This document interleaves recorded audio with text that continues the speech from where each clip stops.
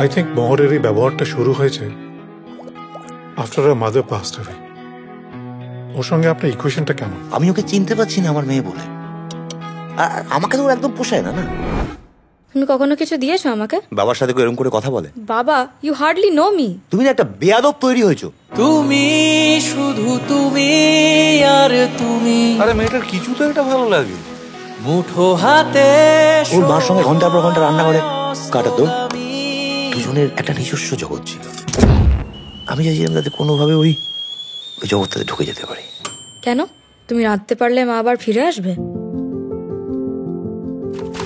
রান্না মেডিটেশনের মতো। আপনাকে অনুভব করতে হবে আপনার অন্তরাত্মা কি বলছে,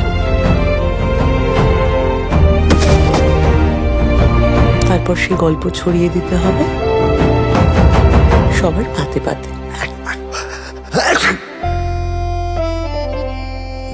আপনি খুবই চেষ্টা করছেন। আগে এই মশলার ঝাঁঝে না হেঁচে একটা সুন্দর মাছের ঝোল রান্না করুন। মাছের ঝোল পারবেন না?